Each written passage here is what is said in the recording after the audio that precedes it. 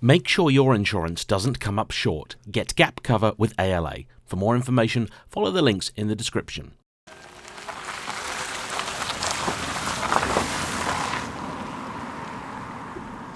Hello everybody. You know that old saying, times they are a-changing? Well, right here and now in 2025, in the world of cars, that has never been more apt. Because in the murky waters of EVs, it would appear that the tides are beginning to turn, and the once mighty Tesla no longer seem quite as invincible as they once did only a short while ago. Now, I can't quite work out exactly what it is that has happened, but across the globe, and particularly here in Europe, Tesla sales are down almost universally. Now, I have heard some unconfirmed reports that they are relying upon an unplanned and rather sudden expansion into the Polish market to fix things, but beyond that, Tesla's problems, they're their own. And for as long as there has been a Tesla, there have been plenty of other people that will buy anything but a Tesla. So, if you find yourself in need of your next EV, or perhaps even your first, what is it that you buy? Well, the good news is that you have never had it so good. And if you fancy something expensive, well, manufacturers currently can't give away some of their finest cars. The Porsche Taycan? Well, please take one and have one for the wife too. And do your kids want one to play with at school? Please, we need to get rid of them. It's the same story with the Audi RS e-tron GT, and I've even heard rumours that Rolls-Royce are having to discount the Spectre. Now the thing is, these are all, I haven't driven the Rolls yet, very good cars, but they're also aimed at an end of the market that was never particularly populous. What then does everybody else buy? Well, today it's the turn of Kia's latest offering, their smallest electric car, the all-new EV3. And this has a couple of very important jobs to do. First off, this is now going to be the de facto entry into their lineup if you want something without an engine in it. But more importantly, the last EV that I drove from Kia was the EV9. And to date, I've loved just about everything that I've driven with a Kia badge on it. The EV9 though was a very rare disappointment and left me feeling rather cold. This car has clearly taken more than a little bit of inspiration from its bigger brother, but can it give me that sense of enjoyment that the 9 was sadly lacking? Well, find out in today's episode of JayEmm on Cars.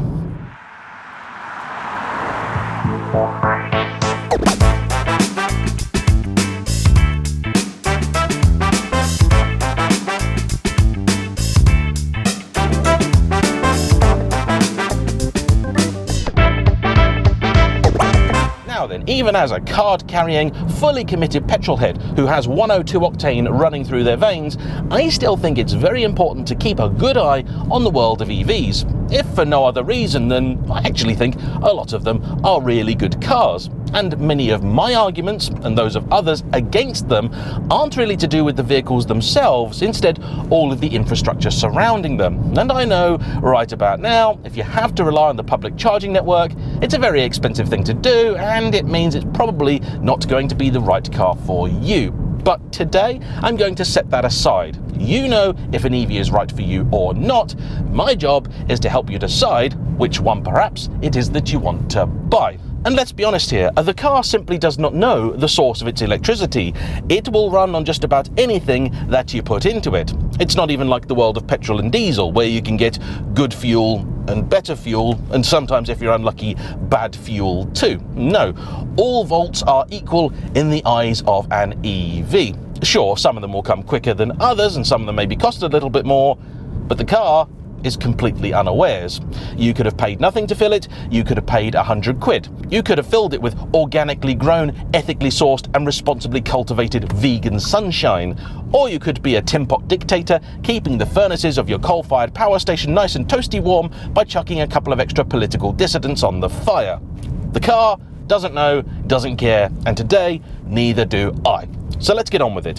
What is the Kia EV3? Well, as the number would imply, it is the smallest and cheapest member of Kia's new EV branded family of cars. And as it happens, it was actually behind the wheel of a Kia that I got my first taste of an electric car many years ago when I drove the first generation Soul EV. And back then, it was a car that did about 100 miles, which seemed fairly normal for the segment, and it was, I think, an interesting experiment. Then, a little while after, I drove the then new e-Nero, a car that I still really quite like, and I drove that all the way to Scotland as a proof of concept. Of course, back then, you didn't have anywhere near the choice that you do now, so the EV3 is going to have it tougher than any of its predecessors. But happily, it seems to come very well equipped. It sits naturally below the EV6 and its much larger brother, the EV9, from which it derives its styling. In fact, look at it now, and the EV6 I think is not just a great looking car, but also does rather stand out in the Kia lineup. And if I were to buy any, I think that's probably the one that I would have. The EV6 GT in particular, that is a seriously cool car, and the modern day successor of the old Stinger.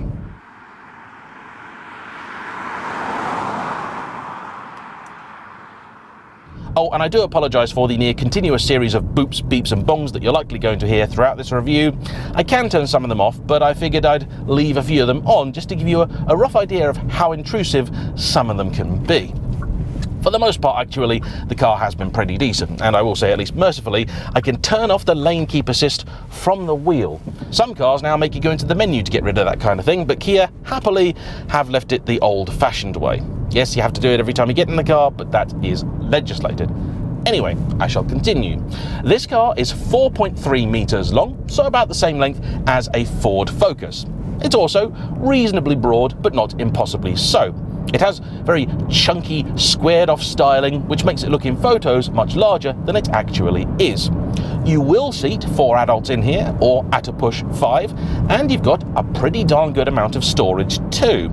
As is often the case with many a modern-day EV, because they don't have transmission tunnels, you've got loads of space down here, so nice big armrest here with storage under it, and then below that, even more. You've got pretty good-sized door bins with space for a big bottle of water, and the boot is a pretty decent size too. Even better, it is fairly uniform and square, making it a very practical thing. And all models in the lineup come with 60/40 split folding rear seats. Up that end, in the Fruit, you'll also find a small 25-litre storage compartment, which curiously they don't use to store the cables. Instead, those sit under the main boot at the back in a compartment that's actually pretty big and gives you quite a good bit of storage space on top of that you can already easily get access to.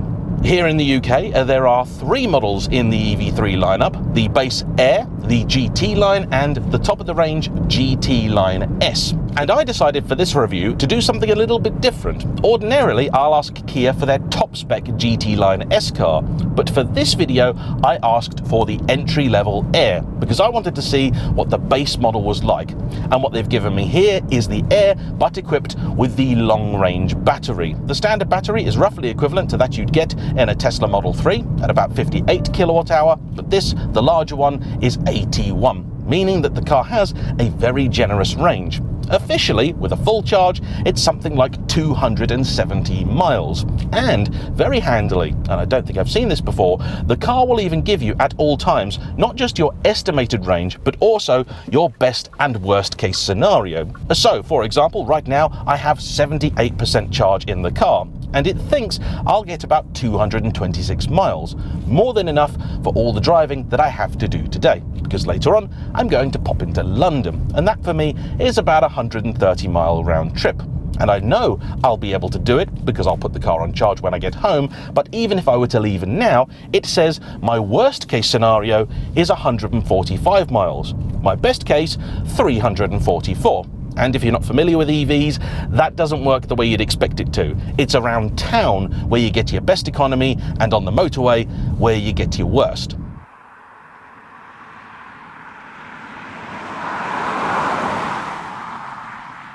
I haven't up until now had the opportunity to get it onto the motorway for very long, but thus far the economy seems to be roughly in line with many other EVs. Since the car was reset over 600 miles ago, it's averaged 3.3 miles per kilowatt hour, which for the time of year is pretty good. This week I've never seen it any more than 5 degrees, and right now it's about 4. The worst economy I've seen is about 2.2 to 2.3 kilowatt hours, but that's when I've got in the car, I've just started it up, and the car will naturally always consume a little bit more because it's trying to warm you and all that other good stuff. Regardless of which trim level it is that you go for though, you will get just the one choice of motor, which is a front wheel drive setup, unlike some of its competitors, and it makes 201 horsepower with about 280 newton meters of torque. That's 208 pounds-feet. Enough to get it from 0 to 60 in about 8 seconds or so, and onto a top speed of about 100 miles an hour. But it actually feels fairly spry, and though, like most EVs, it's not particularly light at 1.8 tons, I will give it some credit because it is, if those figures are accurate, nearly 200 kilos lighter than the Cupra-born VZ that I had on loan not too long ago. That, granted, did have a lot more power, about another 50%, and was, of course, a little quicker. But I also think the Kia, it's just a nicer thing to be in. Even in this base level trim, sure, there isn't much in the way of leather in here, and even in the higher trims, it's the vegan variety, but that doesn't bother me. But what you have is some fairly pleasing shapes, and of course, this being a modern car, there is plenty of tech of both the helpful and unhelpful variety. So up front, you've got a very Mercedes-like arrangement of 2 12-inch displays. In front of you, you've got your dash, which gives you all the information that you need. It's configurable, but really it always more or less looks the same. Then to the left you have a large touchscreen, which is very nice, responsive, has plenty of its own features in it, and if you need, you can connect Android Auto or Apple CarPlay, and both are wireless. Fantastic. In fact, the only thing that this particular model doesn't have that I'd like it to is a wireless phone charger. Sadly omitted. But you do have heated front seats, you have a heated steering wheel, and both of them are ludicrously effective. I put them on the other day because it was only no degrees, and after about 5 minutes, I heard a sizzling.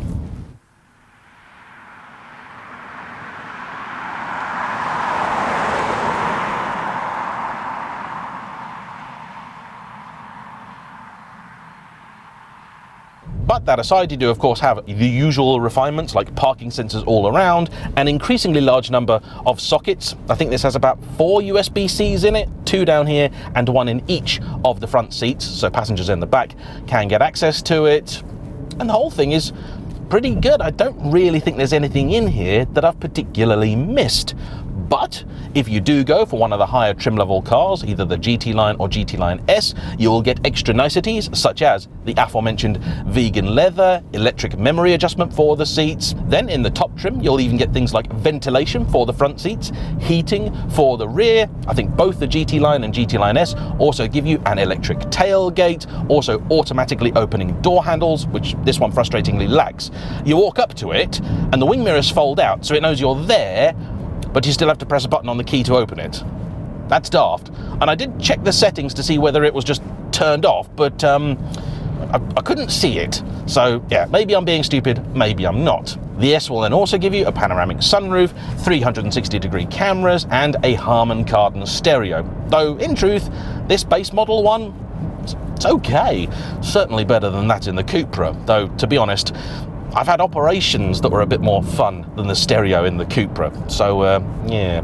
And this being a Kia, there isn't really much in the way of options. All you can choose are a few dealer-fitted accessories. The colour, this one is in frost blue, in case you are wondering, and if you do go for the top-level car, you can also have it fitted with a heat pump, which will make it marginally more efficient, though not, I think, by much, at least on paper. And how much you expected to part with to get your paws on one of these? Well, the entry-level model, the 58 kilowatt Air, is £33,000. With this, the long range being another £3,000 on top.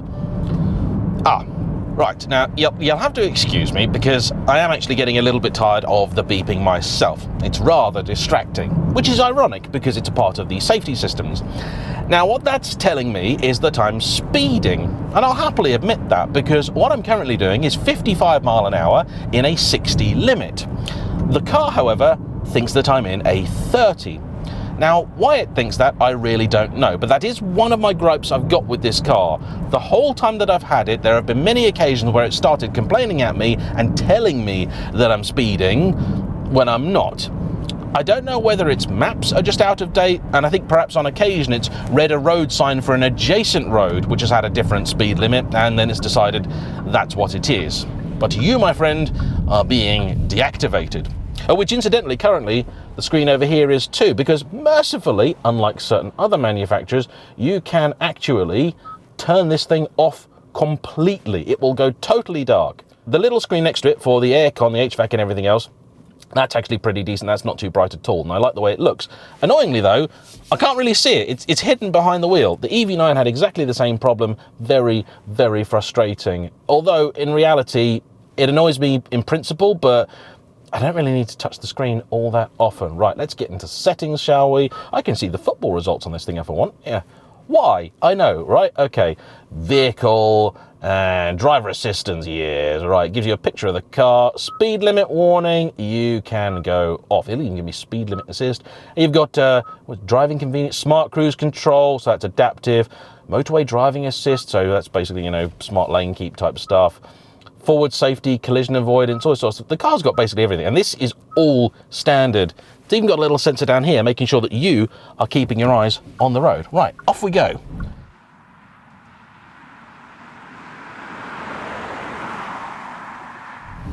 It does struggle for traction in these conditions, has to be said.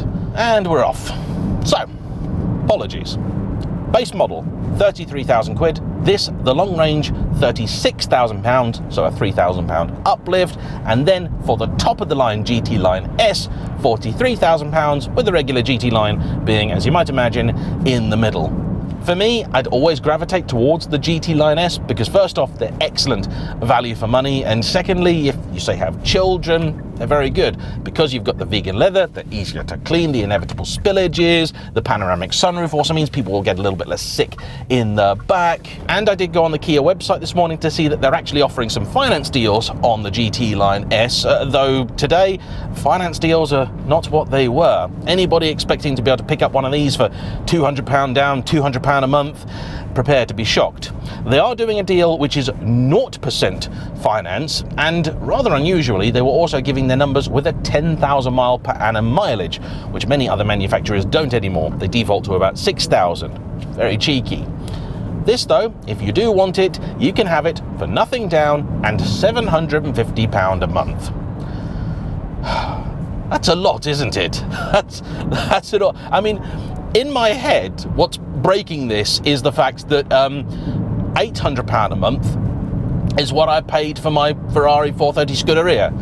Granted, with a £50,000 deposit, so that does change things a little bit, but yeah. Of course, it being a Kia, it comes with their 7-year, 100,000 mile warranty, and it's got an 8-year warranty on the battery pack.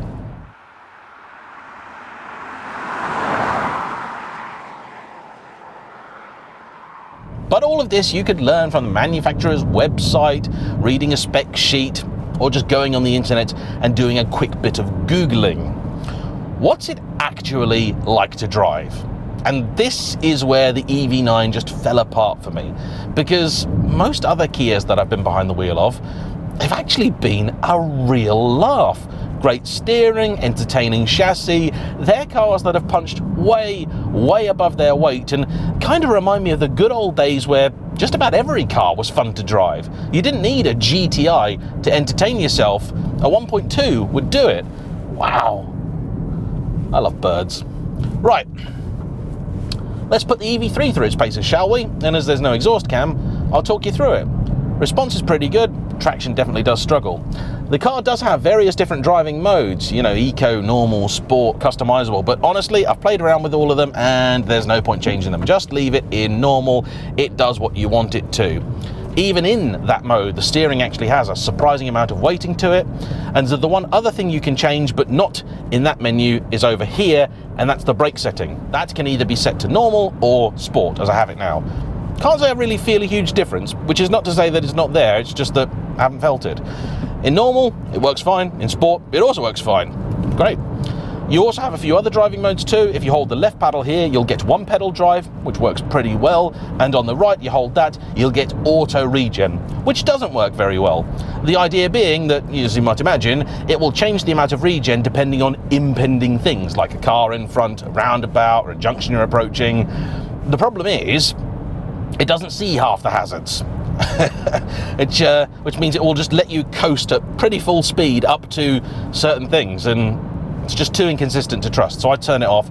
Right now I've got it in level 2 out of 3, so medium regen. I did play around with the one pedal driving and it's alright, but I'm not really a big one pedal fan. The rest of it though, I am a fan of. This is cool, it's really nicely sized. The EV9 is a bus, and to be honest, I was harsh on it, and it maybe was never ever going to work. It's, what, nearly 3 tons, over 5 meters long. It's enormous. It was probably never going to be the sort of thing you'd enjoy hustling. This though, okay, it's still nearly 2 tons, but it is fun, it is entertaining. This steering, all right, it's not got masses of texture in it, but the weighting is great. The car turns quite well. You have to keep an eye on that front end. I would love them to do a hot version of this, because I think there's huge potential in it. Right now, in the UK, all of them front-wheel drive, all of them with that same 201 horsepower motor setup. Elsewhere, they are doing all-wheel drive variants, and I would love, absolutely love to see Kia do an EV3 GT. That would be awesome. Stick about 400 horsepower in this, give it decent suspension, which I know Kia can do. They've got some real expertise in that department. This would be a lot of fun. Now, inevitably, at some point, there will also be a Hyundai and probably Genesis variant of the same platform too. But right now, neither of them have arrived. They're likely to be the Ioniq 3 and then, I don't know, maybe the GV30.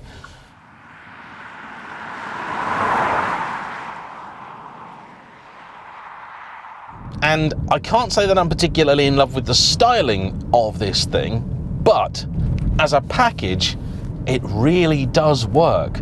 Last week, I was driving a BMW i3S for a fair while. Before that, I had the Cupra-born VZ.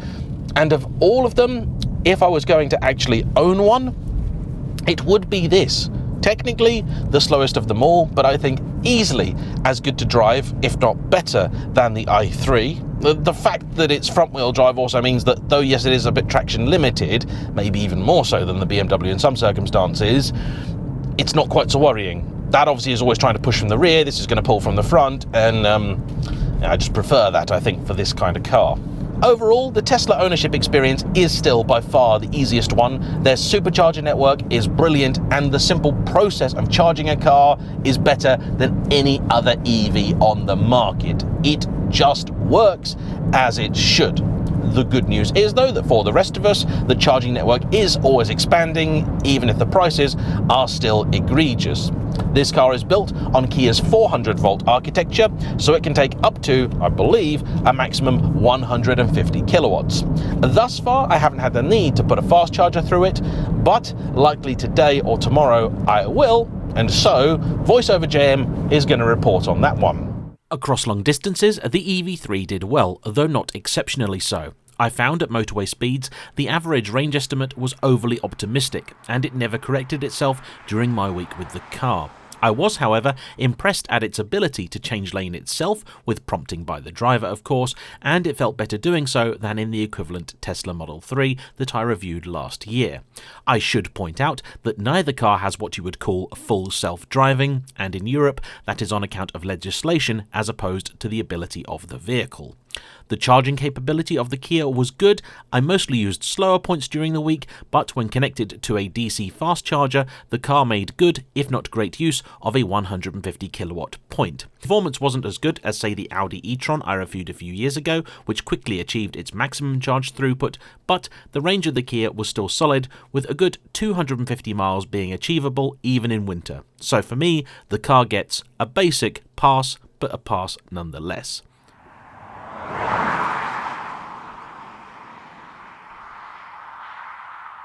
this also doesn't maybe ride quite as well as the Cupra. That had adaptive dampers as standard. This does not, but they are also sold at slightly different price points. In fairness, the difference isn't massive. Around town, this is maybe a little firmer than I would like, but when you're out and on the lanes and having a bit of fun, it's absolutely fine. MVH is pretty good too, and oh, I forgot. It's crazy how the world has changed. This, the base model EV3, it's got double glazing. Yeah, oh, look at the speed of that. That went up with some real authority, didn't it? Yeah, I like that. And I like this a lot. More like this Kia, please. Less like the EV9. Very, very few people really need that. Even my buddy Ben from Dad Cars, I think he believes the EV9 is probably a bit too much for the majority of people. And I know that that is a car aimed at those that really need a 7-seater. And if you need a 7-seater, well, a lot of other considerations just go out the window. If you don't, honestly, think about one of these. And I know there are still plenty of people out there that'll just struggle with the concept of having a Kia badge on their car, but believe me, you do that and the only person that suffers is you. Because it's been a long time since I've driven anything from the German manufacturers at this price point, which I think has actually delivered not just the features and the value for money, but also the driving experience as well. Don't believe me? Well, get yourself to a Kia dealer and test drive one. Already got one? Think I'm wrong? All right, please hop into the comment section and tell me. And with that, all I have to say is a great big thank you to Kia for lending me another one of their cars, and of course to you for watching. Don't forget to hit the like button, comment down below, subscribe if you haven't already, go over to JayEmm and Friends, listen to the latest episode of the Radiator Arms, and I will see you for the next one. Bye-bye.